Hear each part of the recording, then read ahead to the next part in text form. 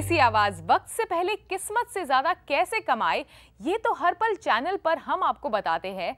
लेकिन इस कमाई को आप बढ़ा तभी पाएंगे जब आपके पास सेहत की पूंजी हो। तो हम आपके लिए लेकर आए हैं हेल्थ इज वेल्थ, एक ऐसा शो जिसमें हम आजकल के कामकाज और लाइफस्टाइल से जुड़ी बीमारियों के बारे में जानकारी देंगे और हमारा फोकस होगा कि कैसे आप और हम दोनों मिलकर एक हेल्दी लाइफस्टाइल की ओर बढ़े। मैं हूं शिवानी, देखते हैं हेल्थ इज वेल्थ में आज क्या है खास। देश में है 6.5 करोड़ डायबिटिक, 10 साल में 12 करोड़ हो सकते हैं डायबिटीज के शिकार। देखेंगे कैसे बचे डायबिटीज से। मरीज कर रहे हैं गूगल पर डॉक्टरी, जो बनी डॉक्टरों के लिए परेशानी। देखेंगे हमारी फीचर्स एडिटर श्वेता बंदराल के साथ हमारा special health is wealth challenge. शुरू करेंगे देश की सबसे बड़ी हेल्थ प्रॉब्लम से। पहले इसे बुढ़ापे की बीमारी माना जाता था, लेकिन अब इससे ज्यादातर शिकार युवा है, थैंक्स टू अवर लाइफस्टाइल। जी हां, हम बात कर रहे हैं डायबिटीज की। आमतौर पर लोगों को लगता है कि चीनी नहीं खाने से डायबिटीज से हम बच सकते हैं, लेकिन ये धारणा गलत है।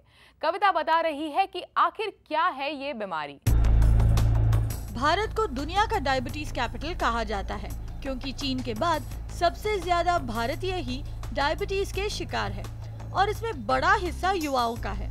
लेकिन डॉक्टरों ने 16,000 लोगों को लेकर एक सर्वे किया, जिसमें सिर्फ 43% यानी आधे से भी कम लोगों ने डायबिटीज का नाम सुना था और करीब 60% लोगों का मानना है कि ज्यादा मीठा खाने से ही डायबिटीज होती है, जो कि पूरी तरह सही नहीं है। तो क्या है डायबिटीज?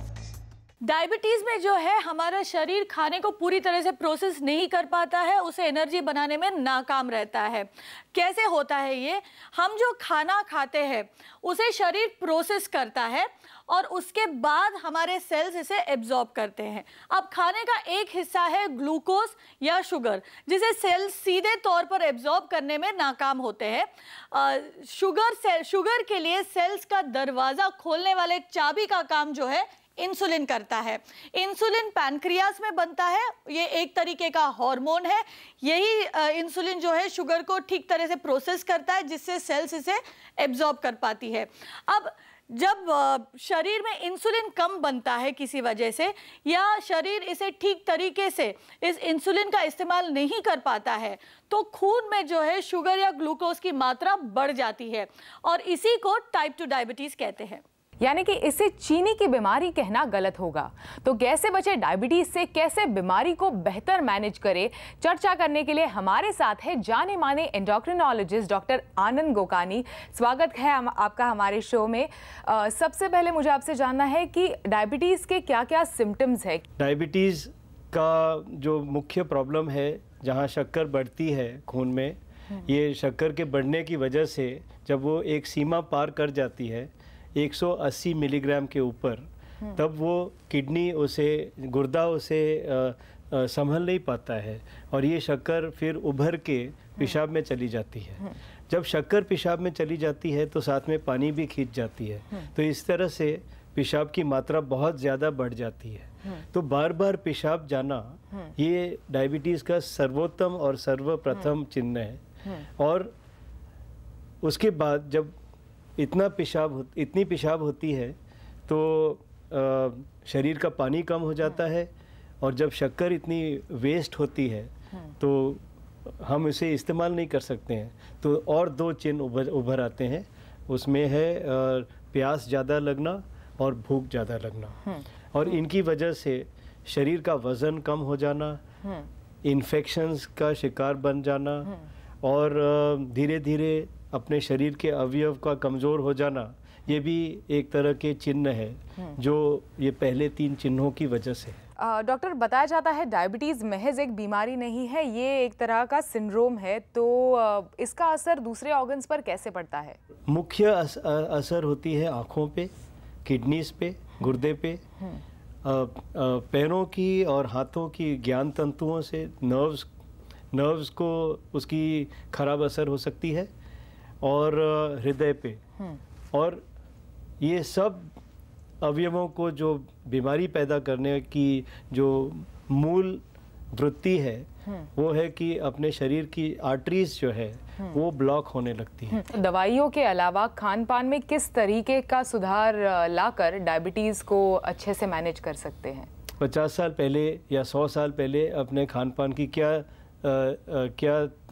खान पान का क्या तरीका था? उसमें हम अनाज खाते थे, सब्जियां खाते थे, फल खाते थे और ज़्यादा विशुद्ध की हुई चीज़ें जैसे शक्कर और मैदा है या तली हुई चीज़ें जो बार बार तली हुई चीज़ें हैं और शराब और तंबाकू, इन चीज़ों का सेवन बहुत कम था।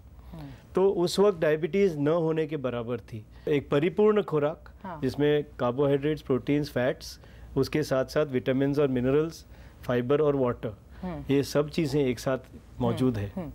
कई एड्स देखते हैं हम, कई विज्ञापनों में डायबिटीज़ को पूरी तरह से क्योर करने का दावा करते हैं कंपनीज। तो क्या ये दावा सही है? क्या पूरी तरह से क्योर हो सकता है डायबिटीज़? डायबिटीज़ एक ऐसी बीमारी है जिसमें हमारे शरीर के कुछ अवयवों में परमानेंट डैमेज हुआ है और ये परमानेंट डैमेज की वजह से हमारे शरीर की कार्य क्षमता में एक सीमा लग गई है।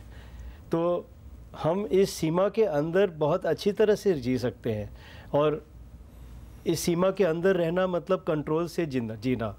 तो डायबिटीज़ को अच्छी तरह कंट्रोल कर सकते हैं। मैं नहीं समझता हूँ कि डायबिटीज़ को प्योरली क्योर किया जाए। तो ये तो प्योरली क्योर नहीं किया जा सकता। तो डायबिटीज़ से बचने के लिए हमें इंडिविजुअल्स को क्या क्या प्रिकॉशंस लेने चाहिए? एक ऋषि ने बहुत सुंदर तरीके से कहा है कि आप उत्तर प्रदेश को ठंडा रखो, मध्य प्रदेश को मुलायम और दक्षिण प्रदेश को गर्म।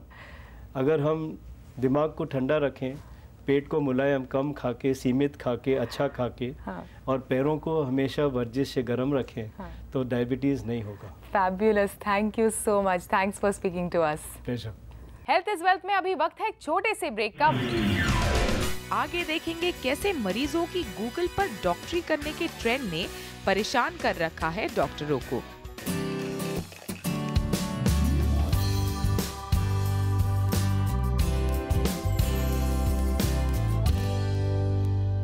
Welcome back. आप देख रहे हैं आपकी सेहत को सुधारने के लिए CNBC आवाज की नई पहल हेल्थ इज वेल्थ। इसे गूगल का ही असर कहिए कि डॉक्टर मरीज का रिश्ता बदल रहा है। बीमारी और उसकी दवा पर जानकारी अब आसानी से इंटरनेट पर पाई जा सकती है। नतीजा, अब डॉक्टर के डायग्नोसिस और उन्हें दी जा रही दवाओं पर मरीज सवाल उठा रहे हैं, जो एक तरह से अच्छा है। लेकिन कविता बता रही है कि कैसे मरीज को एम्पावर कर रहे इस ट्रेंड से उन्हीं को कुछ नुकसान भी है। गले में दर्द, बुखार और रैशेस। इंटरनेट पर इन सिम्टम्स का सर्च करें तो एक नहीं कई बीमारियों की लिस्ट सामने आती है।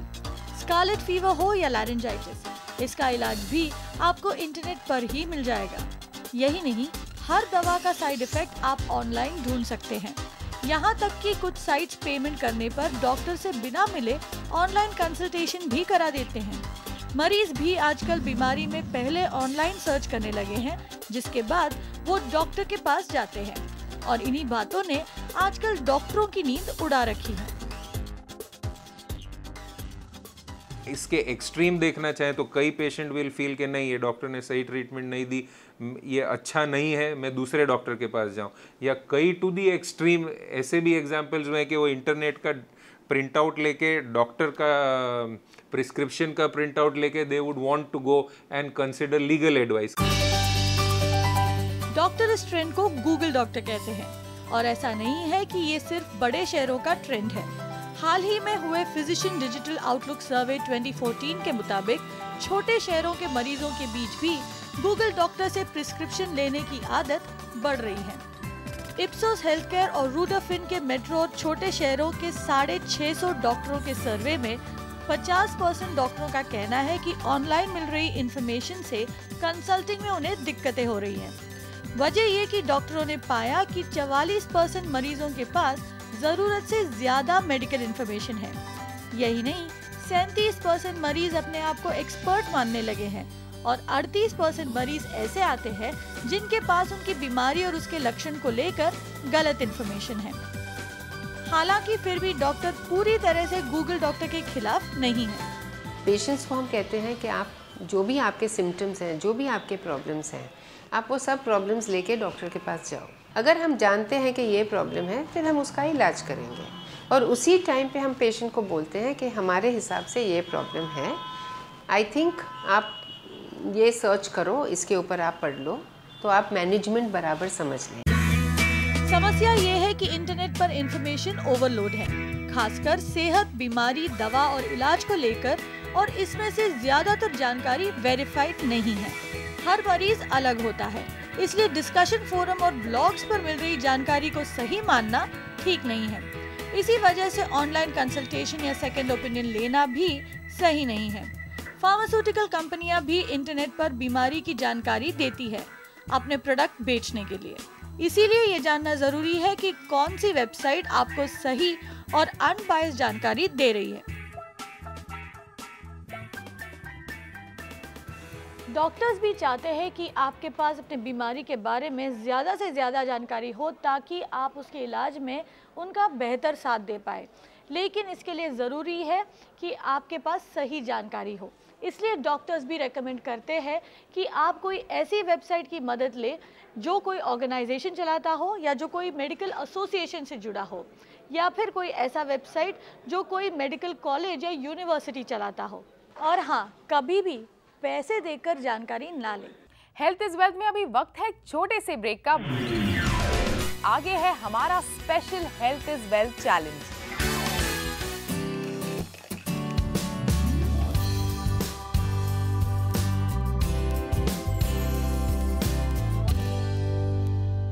Welcome back. Health is wealth में अब हम आपको मिला रहे हैं हमारी फीचर्स एडिटर श्वेता भंद्राल से, जिन्होंने इस शो में एक खास चैलेंज उठाया है।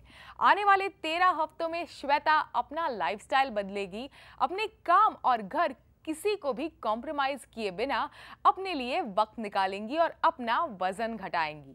हाय, मैं हूँ श्वेता। मैंने हमारे शो में 13 हफ्ते में फिट होने का चैलेंज लिया है। हम अपनी ज़िंदगी की दौड़ भाग में, उसकी मौज मस्ती में इतने बिजी हो जाते हैं कि अपनी हेल्थ को पीछे छोड़ देते हैं, और मेरे जैसे लोग जिनकी वज़न बढ़ने की टेंडेंसी है, उनको तो बस ढील देने की देर है और वज़न की सुई दौड़ने लगती है।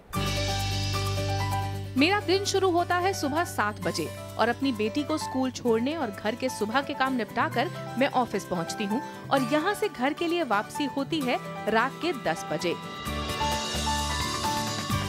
एक न्यूज रूम में वैसे तो बैठे रहना मुश्किल है, लेकिन फिर भी ऑफिस के 10 घंटे में से ज्यादा समय बैठे हुए ही निकलता है।